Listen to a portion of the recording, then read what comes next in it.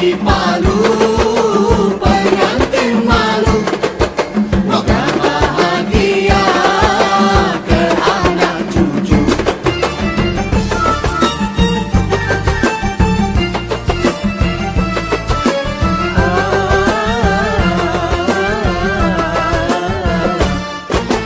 Kumpang di Palu, pengantin baru, duduk bersanding tersipu malu. Kumpang di Palu, pengantin malu.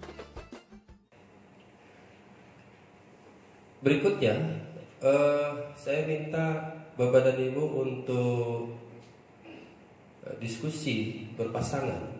Caranya sederhana saja, tinggal putar balik kursi berhadap-hadapan. Putar balik kursi berhadap-hadapan. Ya, tapi jaraknya jangan diperpendek, jaraknya tetap segitu ya. Kursinya saja diputar berhadap-hadapan. Ya. Nah, kita akan diskusikan tentang impian kita. Anak impian kita. Jadi tidak aku lagi ya, anak impian kita. Yang pertama, sepakati anak seperti apa yang diimpikan.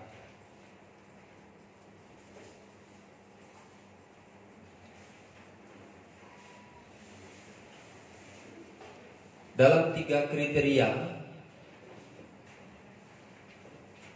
secara fisik, secara mental, secara intelektual. Fisik, mental, intelektual. Seperti apa yang Bapak Ibu ingin diskusikan? Fisik, mental, intelektual.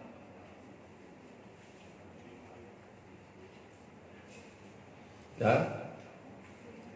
Secara fisik anak yang berkualitas itu seperti apa yang Bapak Ibu inginkan?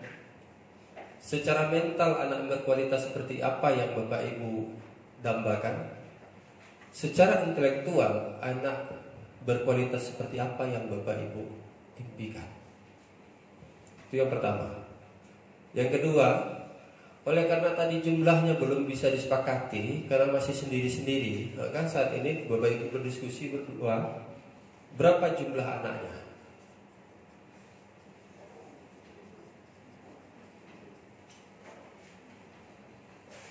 Yang ketiga, jarak.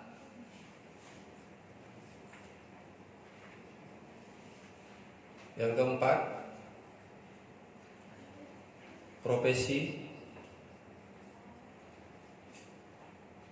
Yang kelima, jika tidak dikaruniai anak.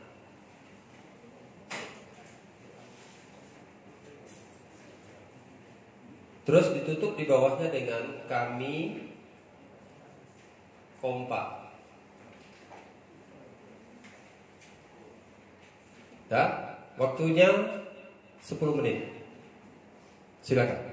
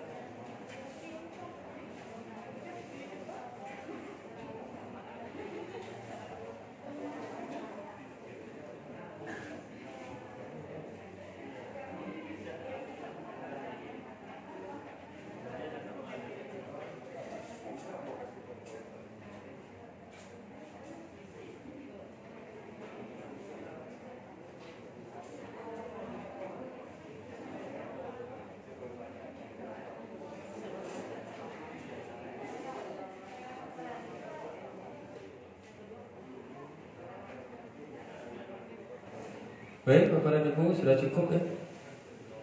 Saya merasa hasil diskusinya sudah disimpulkan. Kalau sudah disimpulkan, kembali pada posisi kita semula. Luruskan kembali duduknya.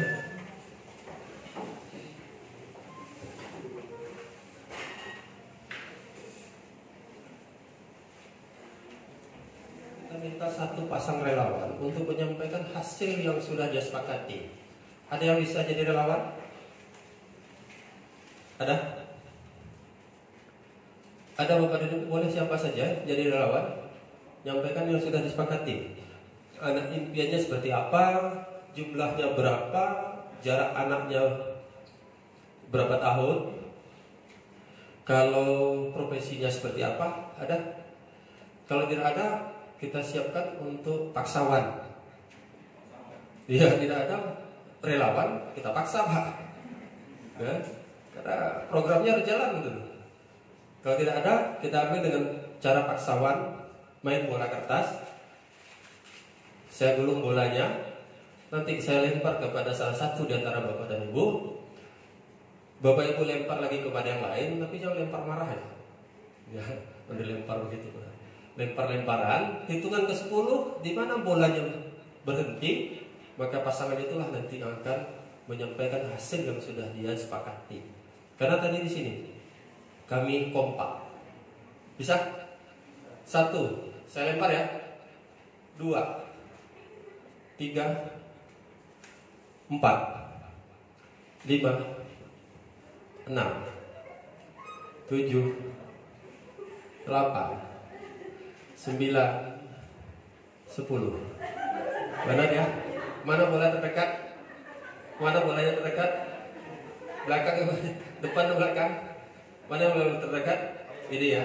Silakan Pak. Tepuk tangan untuk calon suami istri pengantin baru ini. Silakan Pak. Silakan. Bolanya terdekat pada Bapak Pak. Silakan. Mana caranya? Silakan Pak. Menyampaikan itu saja. Ini mic-nya sudah ada. Ini sudah dibersihkan tadi Pak. Sudah steril ya. Sini ya Pak. Boleh sini aja. Ya. Silakan. Ngadapnya ke sana.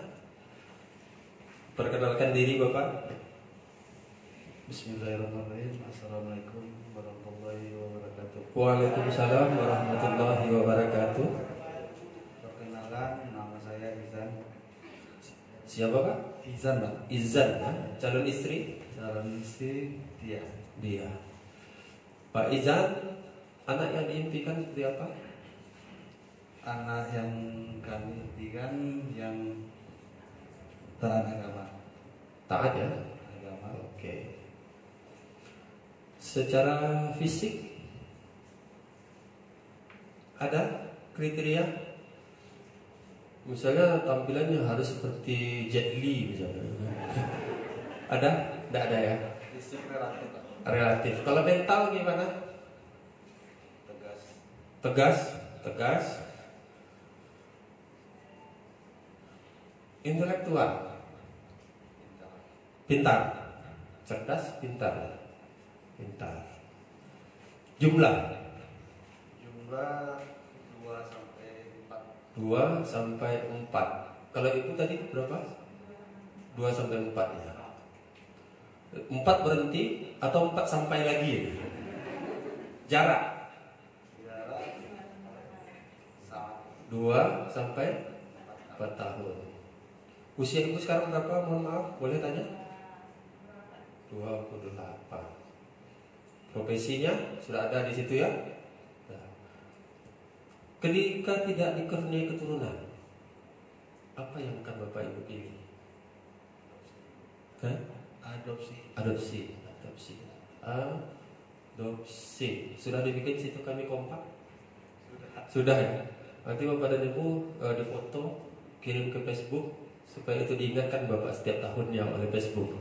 Baik, tepuk tangan untuk kita semua Bapak dan Ibu. Iya, silakan. Terima kasih banyak. Ya. Nah, Facebook itu paling rajin mengingatkan kita Pak. Karena kita lupa ulang tahun kita, rupa-rupanya udah diingatkan oleh Facebook. Orang yang tahu ulang tahun kita lupa. Terima kasih juga kepada Facebook ya, terlepas dari hal-hal lain yang mungkin ada nilai negatifnya, yang positifnya kita ambil. Baik, kita coba lihat. Anak yang diimpikan adalah anak yang taat, soleh, solehah, sehat, tegas, pintar, cerdas, segala macam sudah Bapak Ibu tulis. Persoalannya sekarang adalah apakah kita merasa punya potensi yang pantas untuk memiliki anak seperti yang kita bayangkan. Kalau sudah, maka insya Allah Bapak dan Ibu akan dapatkan itu. Kalau sudah pantas, maka Bapak Ibu akan dapatkan. Kalau belum, maka mari kita memantaskan diri agar kita dapatkan itu. Kenapa ini saya sampaikan kepada Bapak dan Ibu? Bukankah orang tua kita dahulu 30 tahun yang lewat bercita-cita sama tentang diri kita, ingin punya anak yang taat, soleh, solehah. Tapi hari ini, apakah kita sudah jadi anak yang soleh, solehah? Kalau belum, apa sebabnya? Awal tadi sudah saya katakan juga bahwa kita terkadang sering menyuruh orang melakukan sesuatu, tapi kita melakukan sesuatu yang lain. Ya. Kita ingin anak kita sehat, kuat, tapi kita merokok. Orang tua kan sering, jangan merokok, nggak boleh merokok, dilarang anak-anaknya merokok, Pak. Tapi faktanya hari ini Bapak rata-rata di sini perokok, ya kan? Coba di sini yang tak merokok, Pak. 1, 2, 3, 4. Maka insya Allah anak Bapak tidak bakalan jadi perokok. Tapi bagi Bapak-Bapak yang hari ini perokok, maka insya Allah juga kalau Bapak masih merokok, besoknya maka anak Bapak pasti jadi perokok. Bisa saja lebih parah daripada Bapak. Kalau hari ini Bapak mungkin rokoknya kretek, besok rokok anak Bapak ganja. Karena dia turunan, Pak. Nah, bagaimana mungkin kita akan bebas anak kita dari merokok kalau bapaknya merokok? Saya dulu di sekolah, Pak. Waktu di sekolah saya larang keras guru-guru saya itu untuk merokok. Kenapa? Kita di situ mengajarkan kepada anak untuk tidak merokok. Tapi guru merokok, maka anak murid pasti merokok. Maka besok, Pak, Bapak kalau masukkan anak Bapak ke sekolah, Bapak tanya dulu di sekolah itu guru-gurunya merokok enggak? Kalau ada satu saja gurunya yang merokok, ngajar di sekolah itu, maka jangan masukkan anak kita ke situ. Kenapa? Anak kita pasti akan melihat bapak guru itu merokok. Bagaimana mungkin seorang guru akan melarang anak merokok ketika dia sendiri merokok? Padahal guru itu ditiru dan digugu. Ini yang jadi persoalan. Hari ini, mohon maaf, Bapak dan Ibu tidak familiar dengan Al-Quran. Rata-rata, Pak. Kenapa saya berani katakan rata-rata? Bapak mau marah silakan marah, tak ada masalah. Kenapa saya berani saya katakan itu rata-rata? Karena dari hasil laporan KUA setiap bulannya ke kantor Kementerian Agama yang kita catat terus dan kita laporkan ke pusat, itu dari 100 orang yang menikah calon pengantin, paling hanya 20% yang bisa baca Al-Quran dengan lancar. 10% atau 20% lagi itu terbata-bata. 20% lagi itu tidak bisa. Bahkan ada yang beberapa persen tidak kenal huruf. Apa penyebabnya? Sementara kita tahu kriteria anak soleh dan soleha adalah anak yang dekat dengan Al-Quran salah satunya, Pak. Kriteria anak yang soleh dan soleha, kriterianya salah satu adalah anak yang dekat dengan masjid. Ya. Kenapa bisa ini terjadi? Karena orang tua kita selalu menyuruh kita melakukan sesuatu, tetapi dia melakukan sesuatu yang lain. Kita waktu kecil rata-rata itu disuruh oleh orang tua kita untuk pergi mengaji, ke MDA, ke masjid musola.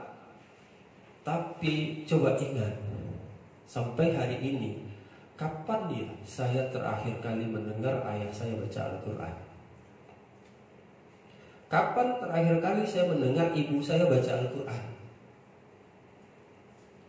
Mungkin ada di antara kita bahkan tidak pernah sama sekali mendengar ayah ibu baca Al-Quran. Makanya tidak heran kalau hari ini kita jadi orang yang tidak dekat dan tidak familiar dengan Al-Quran. Bagaimana mungkin Bapak bisa mendapatkan anak soleh dan solehah kalau Bapak tidak familiar dengan Al-Quran? Sehingga Bapak dianggap tidak pantas untuk dapatkan anak soleh dan solehah. Oh, saya ingin memantaskan diri jadi mendapatkan anak yang soleh dan soleha. Bagaimana caranya? Maka mulai hari ini masih ada waktu, Pak. Insya Allah Ibu nikah kapan?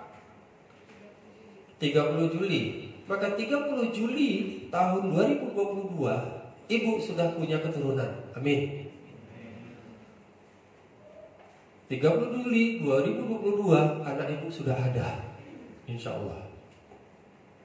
Artinya ada rentang waktu kita 1 tahun untuk menjadi orang tua yang pantas memiliki anak soleh dan soleha. Mulai hari ini Pak ya. Bagaimana Bapak dan Ibu berupaya melatih diri, mendidik diri, membiasakan diri agar jadi anak yang soleh soleha bagi orang tua kita, supaya nanti anak keturunan kita juga meniru kita menjadi anak yang soleh dan soleha. Ada waktu kita untuk latihan tahap awal, latihan tahap dasar selama lebih kurang 1 tahun ke depan. Latihan lah Pak. Jadi kalau kita tidak familiar dengan Al-Quran, mulai-mulailah. Kenapa? Dalam kehidupan kita familiar dengan gadget. Berapa lama kita buka aplikasi WhatsApp dalam 1 hari?